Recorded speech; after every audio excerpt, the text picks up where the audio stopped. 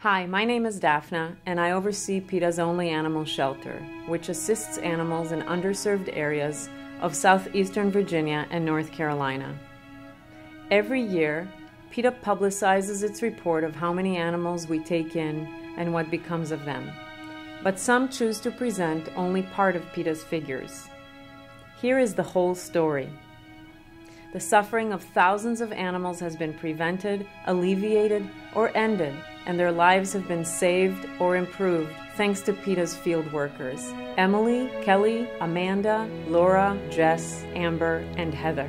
Every day and night, in all weather extremes, we answer calls for assistance from some of the poorest communities in this part of the United States, where animals have no one else to help them. I had no idea when I came to PETA that there were places where people chained up their dogs like an old bicycle and forgot about them, even during tornadoes and on freezing winter nights.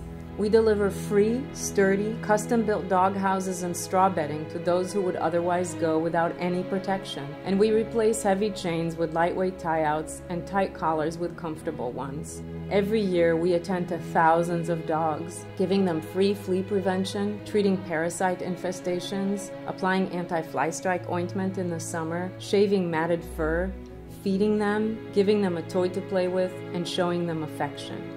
In 2013, we euthanized 1,805 feral, sick, suffering, dying, aggressive, and otherwise unadoptable animals. Many came to us after being turned away by no-kill facilities, such as the Norfolk SPCA and the Portsmouth Humane Society, which reject unadoptable animals in order to keep their euthanasia statistics appealing, while criticizing PETA for taking in those no one else will euthanize. We never want to euthanize an animal for being homeless. That's why we go into communities where animals need us the most and work at the root of the homelessness problem: births.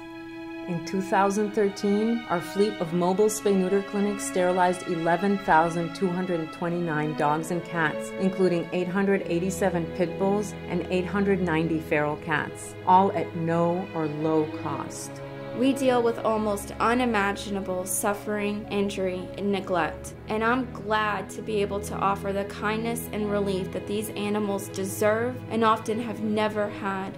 I see dogs chained without shade in the burning hot summer sun, penned for life amid their own filth, yelled at or forgotten. We improve their lot as best we can, try to persuade people to allow them indoors, show people how to care for them in basic ways, and offer euthanasia for those animals who are just too far gone and unadoptable.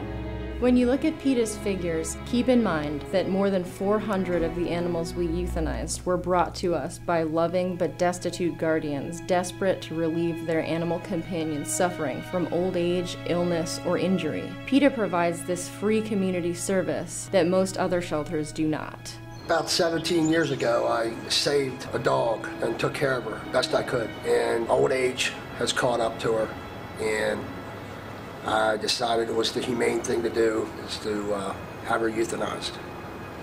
I'm glad they're around. I really appreciate it.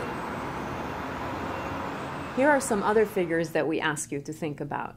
We transported more than 500 dogs and cats to and from our clinics, free of charge, for people who have no transportation.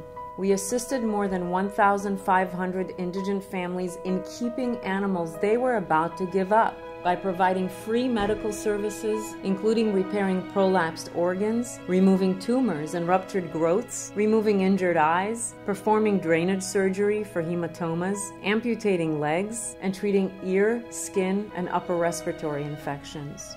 We counseled and helped more than 2,300 people keep their animals by showing them how to cope with behavioral quirks, housebreaking woes, and more. We delivered 329 adoptable animals to high-traffic open admission shelters and referred many others to them so that we could concentrate on helping the ones that no one would ever want. We found wonderful permanent homes for 66 dogs, cats, and rabbits in 2013. And those are truly forever homes because we don't just give animals away. We screen people and impose careful safeguards on adoptions. I work with animals because I love them and want to help the ones who need help the most. It breaks my heart, but I know that euthanasia is a necessary part of alleviating suffering and dealing with the horrors created by irresponsible and careless people. In many cases, it's the best anyone can do for a particular animal. Euthanasia of homeless animals exists because people continue to buy animals instead of adopting them and breed animals instead of sterilizing them. Those simple choices can either hurt or help countless animals. The homeless animal crisis is a national one. Millions of dogs and cats across the country need your help today. Please make a difference. Always adopt animals and never buy them. Spay or neuter. Work to pass laws requiring animal care standards, banning tethering, banning breeding, and banning animal sales in pet shops. Volunteer at your local animal shelter. And please always try to stop it or at least report it when you see animal abuse. Thank you for watching and for caring. Please share this video.